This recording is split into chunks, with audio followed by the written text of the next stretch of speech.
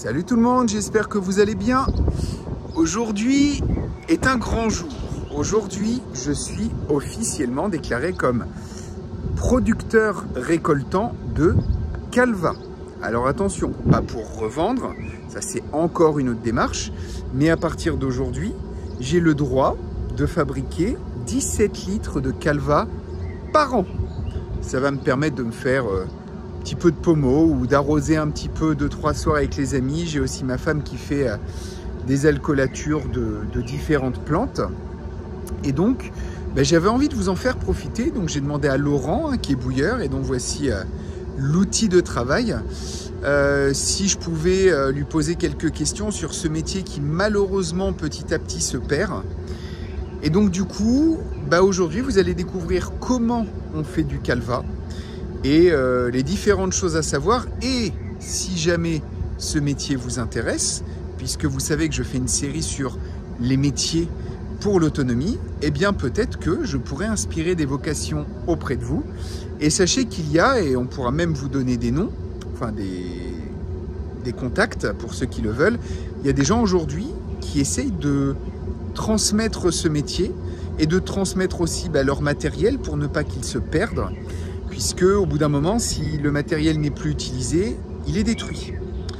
Et c'est quand même du patrimoine et c'est un métier que vous pouvez avoir et qui vous servira pendant peut-être encore longtemps. Et le monsieur me parlait d'un vieux monsieur qui a 75 ans et qui cherche repreneur et qui ne trouve pas. Donc si vous êtes inspiré, peut-être qu'aujourd'hui vous allez découvrir votre nouveau métier. Et même si ce n'est pas du tout ce que vous voulez faire, vous allez découvrir un savoir-faire qui malheureusement se perd petit à petit. Allez, on y va, c'est parti. Alors, je ne sais pas si on va bien voir là, mais là, vous voyez, on est pile poil là. Donc là, il y a 300 litres. Donc du coup, le monsieur, il va mettre dans le petit truc là, il va mettre son tuyau. Et puis après, il va commencer à pomper. Et ça va envoyer ça dans la citerne en haut que j'ai montré dans la petite introduction. On voit en hauteur une citerne. Et puis avec donc ce fond de Calva qui nous reste, là on voit que c'est un petit peu plus foncé là que là. Donc là. Et avec ces 300 litres là, on va sortir nos 17 litres de Calva. Bonjour Laurent. Bonjour. Alors aujourd'hui, on va présenter un petit peu ton travail qui malheureusement est un travail qui se perd et vous êtes encore quelques-uns. Alors est-ce que tu peux rapidement présenter ton métier, ce que tu fais? Oui, voilà, moi je passe chez toute personne qui est récoltante et qui donc possède quelques pommiers, arbres à fruits. Okay. Donc mon travail c'est de récupérer le cidre qui a été fabriqué l'an dernier et donc je le passe dans l'alambic afin d'en extraire les alcools et ce qui va nous amener à avoir une production de Calvados. Ok. Voilà. Et donc du coup, cela fait combien de temps que tu fais ce métier? Eh bien moi, ça va faire la 8e année que je pratique ce métier à mon compte. D'accord. Voilà. Et avant, donc du coup, tu travaillais pour un employeur? J'ai été salarié quelques années. Ouais. Il y a eu un petit moment d'interruption et après j'ai repris à mon compte l'alambic. Voilà. Et par exemple, dans le secteur, dans la Manche, vous êtes encore combien à faire ça? Je crois que dans la Manche, on doit être encore une dizaine de personnes à pratiquer le métier. D'accord. Et aujourd'hui, pour avoir le droit de pratiquer ce métier, j'imagine que c'est très encadré. Oui, on doit demander une autorisation préfectorale, okay. Un agrément. Et ils autorisent des nouvelles personnes ou... Oui, oui, oui. Ouais. Ok, c'est pas comme... À partir du moment où on correspond aux critères, on peut reprendre un alambic et continuer l'activité. Ok. Alors, est-ce que tu peux, dans ces cas-là, nous présenter le principe de base de ton alambic, comment il fonctionne? Alors moi, j'ai un système de pompage qui amène le cidre dans un bac qui se situe en haut de l'alambic. Ok. Le cidre descend à travers une première colonne. Donc, celle qui est à gauche, là, c'est ça? Celle qui se trouve à droite, là. Ah, à droite, pardon. Voilà. Ok. De cette colonne-là, il passe dans la colonne arrière. On appelle la colonne de distillation. Okay. Le cidre arrive dans un chaudron, il est mis en ébullition et on récupère les vapeurs d'alcool. Juste là. Okay. Voilà. On récupère les vapeurs d'alcool qui, elles, arrivent dans la colonne avant. D'accord, ouais, donc il y a vraiment un système d'échange. Voilà, c'est ce qu'on appelle la colonne de concentration des alcools. Donc à ce niveau-là, il y a un échange qui se fait entre le cidre qui arrive du bac et les vapeurs d'alcool. Ok. Une fois liquéfiées, ces vapeurs-là arrivent dans un petit bocal, là où se trouve le calvados. Ok. Et donc ce bocal, c'est ce qu'on voit juste là, c'est ça? Voilà, c'est cette partie. Ok. Et donc là, on voit le calva liquéfié qui nous amène à la fabrication du calvados. Ok. Et donc là, on peut voir, donc là, On peut constater le degré d'alcool qui se trouve aux alentours des 67 à 68 degrés. D'accord. Et donc du coup, en France, on ne peut pas vendre un calva qui est à plus de 40 degrés. Du coup, comment est-ce qu'ils font pour faire revenir à 40 degrés? Alors au tout départ, le calva est vieilli en fût de chêne Ouais. pendant 5 à 15 ans, on va dire. Ok.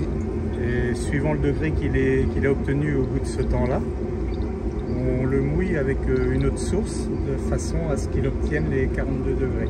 Ok, donc 42, c'est la limite maximum officielle. C'est la limite officielle, voilà. Et du coup, moi, donc, du coup, idéalement, il faut que ce que j'ai fait là, ça vieillisse pendant quelques années avant que je puisse vraiment le consommer, on va dire, pour le plaisir avec les copains. Oui, voilà.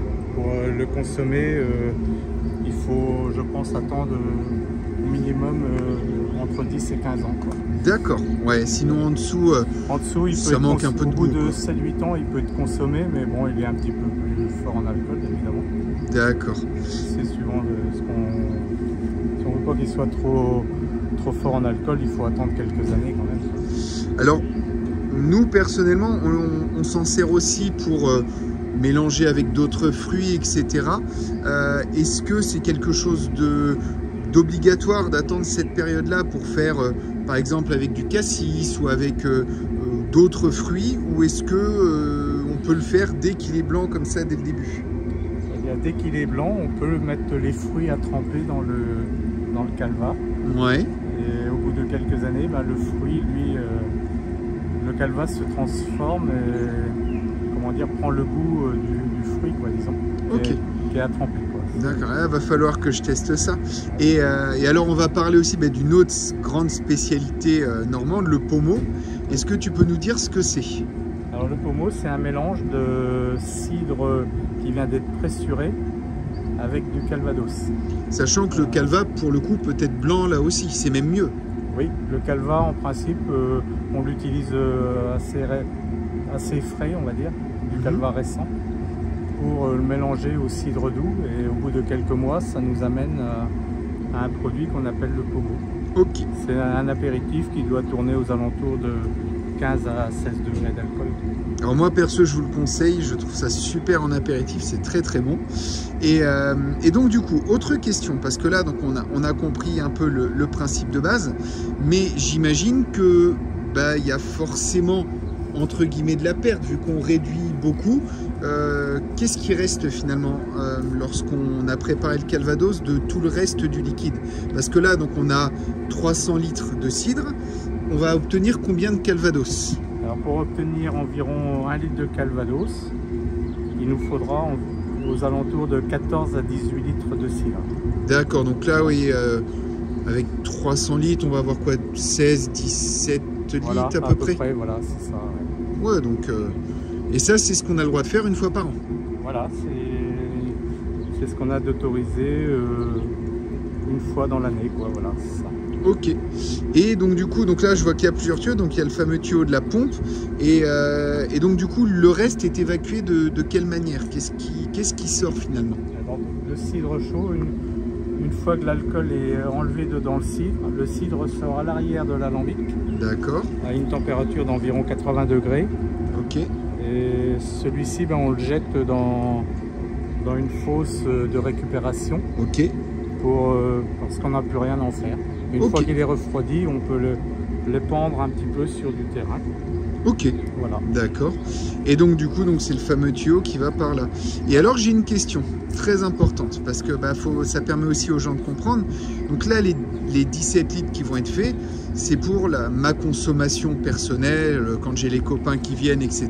Oui, tout à fait. Mais par contre, on est d'accord, on n'a pas le droit de le vendre quand c'est comme ça. Absolument pas, non. C'est une consommation personnelle. Et quelles sont les démarches lorsqu'on veut vendre du calva? Alors pour le vendre, il faut se renseigner auprès d'un organisme qui gère les appellations contrôlées. Ok. Et après on déclare tout ça au service des douanes qui eux viennent contrôler aussi la contenance des fûts au fil des années, quoi. Ok. Voilà, et puis après, on attribue... Il y a une grosse taxe dessus, du coup. La taxe doit être perçue par les services de l'État au fur et à mesure où on vend les bouteilles. Ok. Ouais. Ok. Ouais. Et donc, du coup, un appareil comme ça, j'imagine que il tourne une partie de l'année. Tu travailles sur combien de mois par an, à peu près? En moyenne, sur 7-8 mois par an. D'accord. Et le reste du temps, il y a quoi? Il y a tout l'entretien de la machine, quoi. Le démontage, nettoyage et réparation et tout. Tu dois tout démonter pièce par pièce, voilà, tous les ans. Voilà. Et ça prend combien de temps? Alors, ça me prend facilement un mois et demi. Puis, après, ça dépend de la personne qui répare, suivant le temps qu'ils ont pour refaire ou pour les pièces, quoi. Ok. Alors pour bien vous rendre compte, quand Laurent nous parle de démontage, il faut s'imaginer, vous voyez là, il y a tout plein de boulons autour de chacun des éléments. C'est-à-dire qu'il démonte tout petit à petit. On voit, il y en a encore là-haut, il y en a encore par là. Je ne sais pas si vous voyez. Là, vous voyez tout ça à démonter et à remonter. Donc forcément, un mois, ça ne me surprend absolument pas. Alors là, je vous montre aussi l'idée. En fait, là, j'ai récupéré un tonneau qui est en bon état, mais qui fuit un petit peu. Encore il y a quelques jours, il fuyait beaucoup, donc je l'ai montré dans un short, je l'ai décerclé, je l'ai nettoyé, recerclé, et il fuyait énormément. C'est-à-dire que quasiment toute l'eau qui rentrait ressortait. Et là, en fait, ce qu'on fait, c'est que il reste du cidre chaud qui coule. Et donc du coup là on en met juste un tout petit peu dans le tonneau, enfin un petit peu, on remplit le tonneau quoi, donc ça représente une bonne partie de ce qu'on fait. On le met là-dedans avant de le verser après dans la fosse, mais ça permet de rapidement faire gonfler le bois et éviter qu'il fuit. Et vous voyez, avant il fuyait tellement que toute l'eau qui rentrait ressortait, et là, vous voyez, c'est plus que quelques gouttes qui sortent. Et d'ici 1 heure maximum, là, ça devrait plus goûter du tout. Et puis, on pourra mettre le calva dedans et commencer à le faire vieillir. Donc voilà, et tous les ans, il sera dedans, histoire d'être un petit peu meilleur. Alors, depuis tout à l'heure, j'ai 2-3 questions. La première, je vois qu'ici, le cuivre est tout beau, tout clair. Et je te vois mettre la main souvent dessus. Et est-ce que tu peux m'expliquer quel est ce geste? Donc là, en fait, je contrôle manuellement le refroidissement des vapeurs d'alcool. D'accord. Donc en mettant la main, si je m'aperçois que ça chauffe un tout petit peu, j'augmente la descente du cidre qui arrive du bac. D'accord. Pour pouvoir refroidir davantage, quoi. Ok. Et avec quoi tu règles du coup cette descente? Donc la descente est réglée par la vanne qu'on trouve ici. Ok. Et donc ça nous permet avec le manomètre qu'on trouve là-haut de voir, de corriger la descente et de la maintenir à une pression constante. Ok. Voilà. Et ça, c'est les années et l'expérience qui font qu'on arrive au fil du temps, faire ça. Ouais. Ouais, voilà. Et autre petite question, depuis tout à l'heure, il y a un truc qui m'intrigue, c'est ce truc-là. C'est quoi exactement là?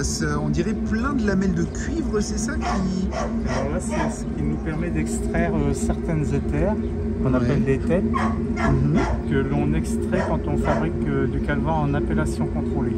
Donc, ah oui, d'accord, donc c'est-à-dire que pour des appellations d'origine contrôlée, il y a certaines choses qu'on n'a pas le droit de mettre dans le calva. On extrait des éthers qu'on appelle les têtes. Ouais. Et donc, ça nous permet, avec ce tube-là, ça nous permet de les extraire, en fait. Ok. Voilà. Et après, ça part... Bon, après, c'est récupéré. Puis on s'en sert quelquefois pour désinfecter. Oui, d'accord. Ouais. Mais c'est pas consommable, quoi. Non, voilà, non, pas du tout, non. Ok. Alors, tout à l'heure, je te voyais également... Donc là, on a dit tout à l'heure que là, c'était pour contrôler le degré d'alcool. Voilà. Mais ce truc-là, juste là, depuis tout à l'heure, je te vois également le mettre donc là, c'est un dans le réceptacle. Un thermomètre, ok. Ça nous permet de contrôler le degrés de température Ok. pour obtenir un degré réel d'alcool. Ok. On a un barème de correction qui nous permet de... Oui, parce que selon la température, ça peut faire varier le degré d'alcool. Le degré d'alcool. Voilà, ok. c'est ça. Et au résultat, avec l'habitude, toi, maintenant, j'imagine que c'est quasi instinctif pour toi. Tu sais exactement tous tes calculs et tout ça. Oui, bah, voilà, oui, c'est ça. Et donc, du coup, alors, question indiscrète, quel âge as-tu, Laurent? Là, j'ai 59 ans. 59. Ouais. Et donc, du coup, tu t'aimerais faire ça encore pendant combien de temps? Eh bien, le temps que ma santé le permettra. Ah, donc voilà. Donc, comme c'est aussi une passion et voilà, quelque chose qui te motive, et est-ce qu'il y a des, entre guillemets, vraiment des vieux de la vieille dans ce métier-là qui n'arrêtent vraiment jamais? Est-ce que tu en connais? Est-ce que... Oh, je pense qu'on est des personnes qui essayons d'aller au maximum. Hein. Ouais. Et puis de servir notre passion le plus longtemps possible. Quoi. Et j'imagine que le jour où malheureusement quelqu'un doit arrêter aux raisons de santé ou autre, il cherche repreneur. Est-ce que ça se bouscule? Pas trop? Pas trop en ce moment. Quoi. Ouais. On n'a pas encore trop de remplaçants qui cherchent à reprendre, mais bon, il faut toujours espérer. Hein. Bah, non, mais moi je suis quelqu'un, après je suis un amoureux du terroir. Voilà. Et malheureusement je suis déjà très pris, mais si jamais un jour quelqu'un avait envie de se lancer là-dedans, les conditions de travail sont sympas, ton métier c'est plutôt cool, est-ce que c'est beaucoup d'heures de travail? Ouais, c'est des journées, pas des journées ordinaires, disons. Ouais. Mais l'avantage, c'est qu'on est toujours au grand air et qu'on vit dans la nature. Ouais, ça c'est pas mal. Hein. Puis j'imagine que les gens dans le coin qui font ça, c'est plutôt... pareil, c'est à la cool aussi, les gens sont plutôt sympas, j'imagine. Oui, bah oui. Puis pouvoir vivre en permanence dans la nature, c'est quand même bien. Quoi. Ah ça, c'est pas moi qui vais te contredire, ça c'est clair. Bon, j'imagine que les jours de pluie, ça doit être un peu agaçant quand même, parfois. Bah, on s'adapte. Hein. Ouais, je vois ça, voilà. Tu as carrément quand tu ouvres sur le côté, tu as le petit toit, la petite gouttière, voilà. son petit coin tranquille. Et combien ça vaut une machine comme ça? Eh bien, je pense que ça peut valoir au moins jusqu'à, en occasion, 30 à 40 000 euros. Ouais, donc c'est déjà un bel investissement, mais sans être non plus celui qui a envie de se lancer, il y a moyen, quoi. Oui, bah, je pense. Hein. Et on trouve où un truc comme ça? Ça s'achète pas, j'imagine, au coin de la rue? C'est des anciens qui arrêtent leur activité puis qui essayent de leur vendre, quoi, voilà. Ouais. Et tiens, petite question, parce que depuis tout à l'heure, on parle de chauffe. C'est quoi le système de chauffe sur une machine comme ça? Alors moi, je chauffe à l'aide d'un brûleur à fioul. Brûleur à fioul, d'accord. Voilà, qui chauffe en permanence. Et donc, c'est ce qui nous permet de mettre le cidre en ébullition. Ok. Alors il reste encore quelques alambics qui peuvent être au bois. Ouais, mais c'est de plus en plus rare. Et quels sont les avantages justement à passer au fioul? Bah, c'est une chauffe plus régulière. Ok. Voilà. Mais ça se fait quand même au bois, c'est juste bah oui, plus complexe quoi en termes oui, voilà. de travail. Et il y a d'autres systèmes électriques, j'imagine que non, là ça serait ingérable. Non, mais il peut y avoir aussi peut-être au gaz ou brûleur à gaz. Voilà. D'accord, ok. Ouais. Mais autrefois c'était tout au bois. Oui, voilà, c'est ça. Ok. Ah tiens, oui, je vois, il y a aussi un truc pour la température là-haut. Donc ça, c'est la température à l'intérieur de la cuve, c'est ça? Non, c'est ce qui nous permet de contrôler la descente du cidre, la pression. D'accord. Et de la maintenir à plus ou moins. Ok. Ouais, ça c'est vraiment le genre de choses que je trouve hyper intéressante, mais waouh, c'est 8 mois de travail par an, 1 mois de nettoyage, devoir tout démonter. J'imagine qu'il faut quand même un certain temps pour apprendre tout ça. Hein. Ça se fait pas du jour au lendemain. Quand c'est comme ça, souvent c'est quoi? C'est les anciens qui prennent un jeune avec eux, qui lui apprennent. Et bah, puis voilà, un peu comme... Il n'y a pas d'école pour ça, c'est un apprentissage qui se fait c'est nos anciens comme ça. Qui nous apprennent sur le tas, comme on va dire. Ouais. Puis un jour, ce sera à ton tour aussi d'apprendre à quelqu'un. Voilà, on apprend aux autres. Ouais. Mais ça reste quand même des métiers qui se perdent ou tu as bon espoir quand même que ça se maintienne? On espère que ça se maintiendra, mais bon, c'est vrai qu'il faut faudrait qu'on ait des jeunes qui puissent s'intéresser au ramassage de pommes et à la fabrication de cidre. Je fais un appel, hein, si jamais il y en a voilà. parmi ceux qui sont là, qui cherchent encore leur vocation, parmi ceux qui regardent la vidéo, si vous êtes dans le coin ou si vous avez envie de venir vivre dans le coin, peut-être que demain vous pourrez vous-même faire du calva, Voilà, oui. voire même devenir professionnel, on ne sait jamais. Hein, il faut encore des passionnés comme ça. Voilà. Pour moi en tout cas, voilà, ce sera pour les copains, si jamais, parce qu'on va peut-être faire avec les abonnés de ma chaîne, peut-être courant octobre, on va faire une petite rencontre abonnée au camping, donc on ne sait jamais, pourquoi pas goûter quelques gouttes du précieux nectar. Voilà, l'invitation est lancée pour ceux qui viennent. Est-ce qu'il y a peut-être un petit mot que tu aimerais faire passer, ou est-ce que tu penses qu'on a fait le tour? Est-ce que j'ai oublié quelque chose? Voilà, je pense qu'on a fait le tour, oui, voilà. Parfait. Mais en tout cas, on sent que tu es passionné par ton métier. Je remercie tout le monde qui nous regarderont, et en espérant qu'ils puissent avoir la vocation à ramasser des pommes, fabriquer un peu de cidre, et puis... Si jamais en tout cas vous êtes dans le coin, vous pouvez aussi me contacter. De toute façon, il y a toujours mon adresse mail dans la description de la vidéo, et si vous voulez me contacter et que vous-même vous êtes récoltant, que vous avez du cidre et que vous en perdez tous les ans comme moi, ou que vous en laissez volontairement perdre un peu tous les ans comme moi, n'hésitez pas, vous voyez, grosso modo, voilà, moi tous les ans j'en ai 300 litres, comme ça, enfin, à partir de maintenant en tout cas, tous les ans je pourrais me faire un petit peu de calva. Merci beaucoup Laurent. Merci pour ton temps. Merci Salut. beaucoup. À bientôt.